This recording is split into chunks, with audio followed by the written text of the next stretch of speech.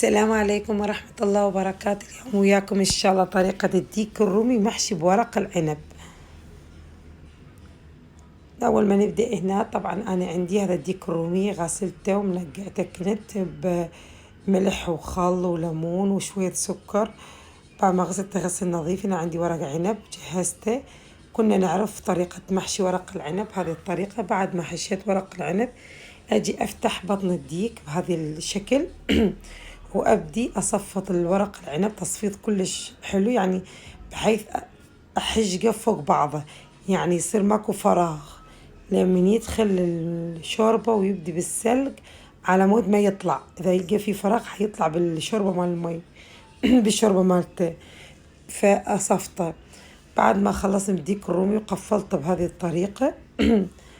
نحطه ببطن الجدر أو الحلة، وحط له شوية معلقتين من السمنة وبصل وشوية بهارات ملح فلفل ورق الغار، وابدأ اقلب هذا الشيء على يشوح مثل تشويحة الدجاج.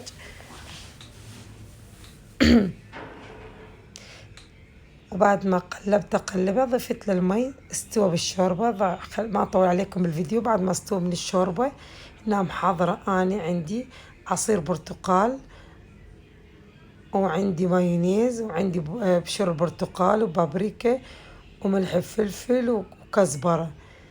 أنزل هاي الحاجات كلها فوق المستردة. وفوق المستردة أحط عندي عصير برتقال طبيعي وأضيف له دبس الرمان. عرفنا أن الخلطة مالته مال التحمير مستردة، عصير برتقال، دبس الرمان، بابريكا، ملح فلفل، شوية بهارات دجاج مشوي، وشوية كركم. وأضيف له أيضا صاص أو أضيف له كاتشب عفوا. وأبدأ أخلط هذه الخلطة بهذه الطريقة. هاي بعد ما استوى حلو هو بطن الشوربة، استوى مثل طريقة سلق الدجاج بالضبط.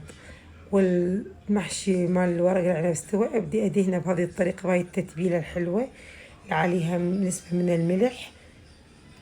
وطبعا يكون أنا مشغلة الفرن، والفرن جاهز على درجة 180. طبعا هنا أنا ما أطول بعد عليكم بالفيديوهات، في أكو طرق يعني هواي تعرفوها أنتم. وأدهنه بهاي التتبيلة كلها بهاي الطريقة، وأكون محضرة صينية الشوي وحاطة بيها ورق من الزبدة على ما يلزق الديك ببطن الصينية.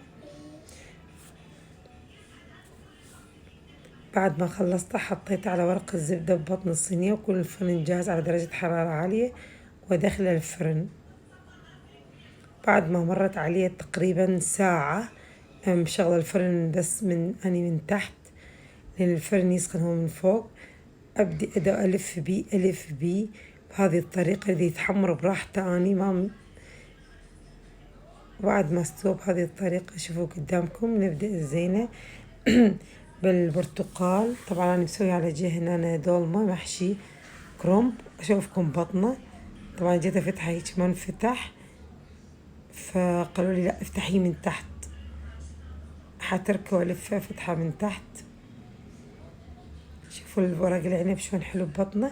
والمشكلة انه ساخن حيل، ما بقدر ألزمه، حيل ساخن. كل ما اريد افتح الديك ساخن خالص، ما بقدر امسك القطع مالت الديك. حاقص من هنا ومن هذا الجنب ومن هذا الجنب الوركين.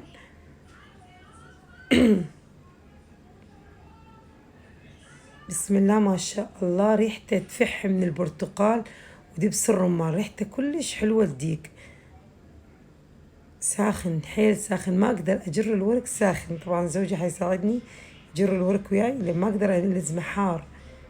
وبهذه طريقة الديك الرومي محشي بورق العنب. ان شاء الله تكون عجبتكم ونالت رضاكم. الف هنا للأكلة، وما ينولكم سهمكم الا للعافية مع مطبخ لذ الاكلات العراقية